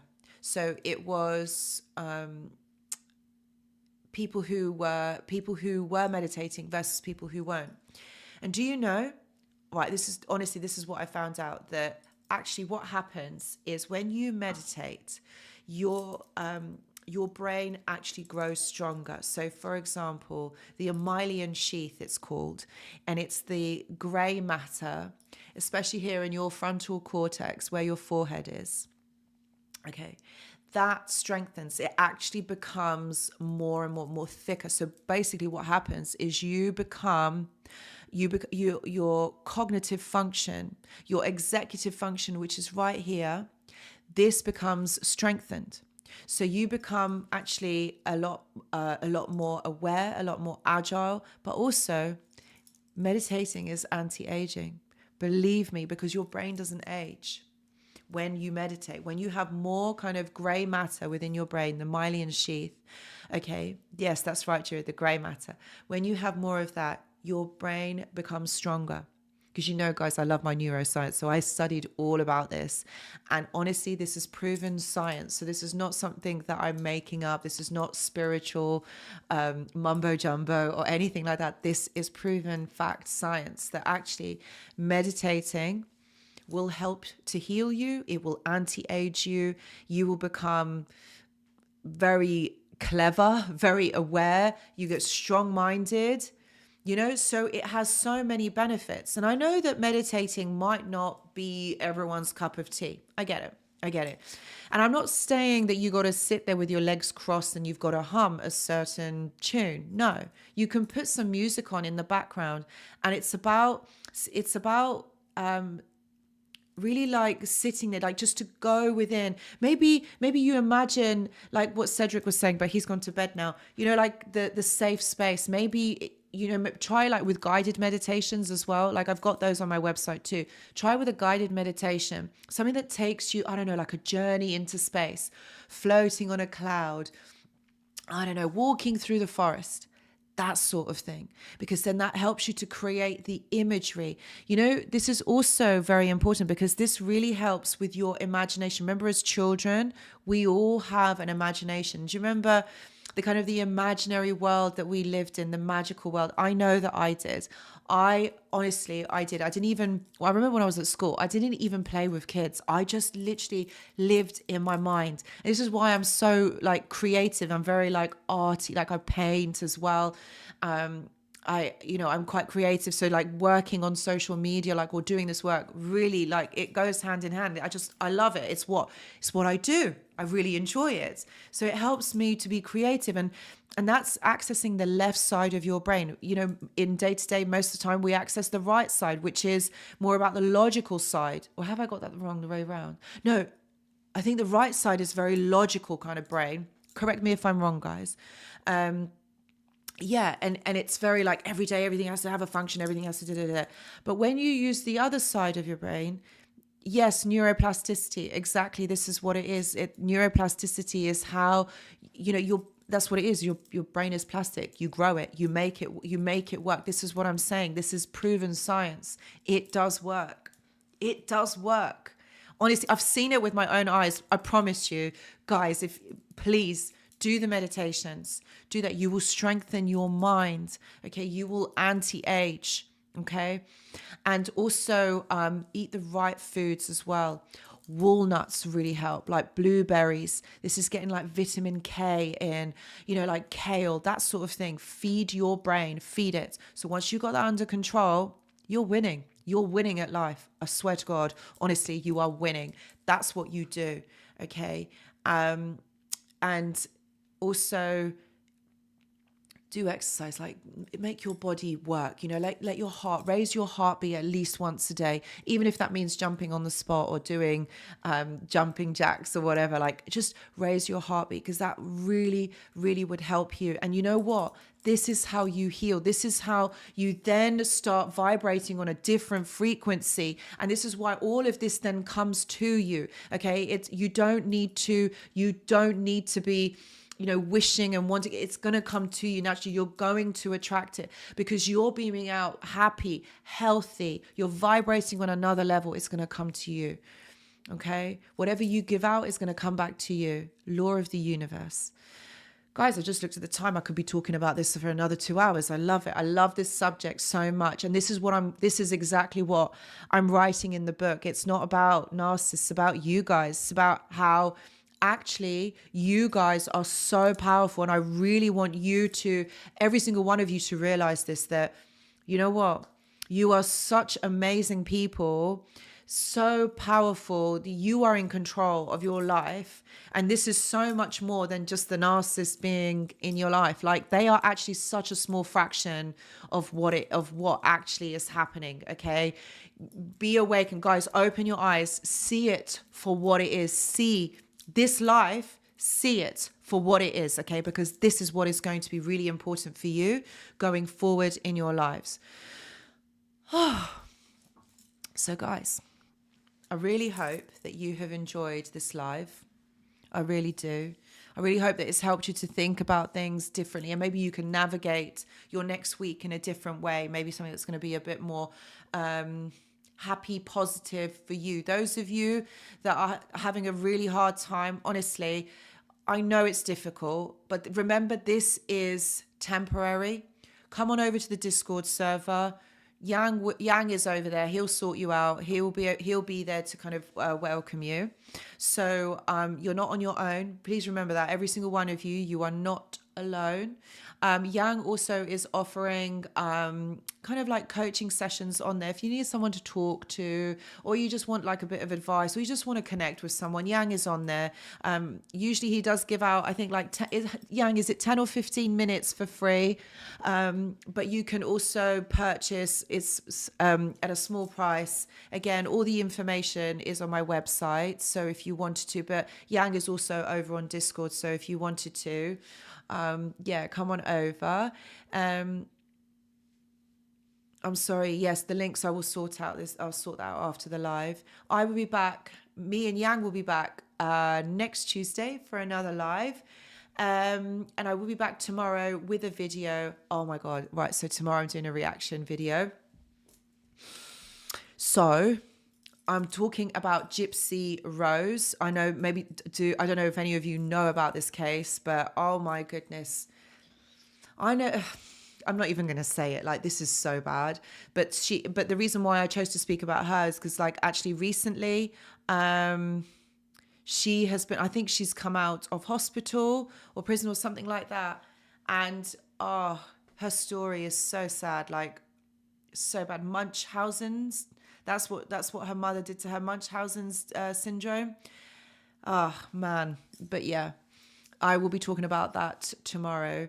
So guys, thank you so much for being here. Please meditate. Please, guys, just even 5 minutes. Just do it for 5 minutes. There's free videos over on YouTube. Just go over. Please do that. 5 minutes. That's your homework this week, guys. And me and Yang will see you next week. And I'll be back tomorrow with a video. Guys, have the most amazing week. Mwah. Bye-bye.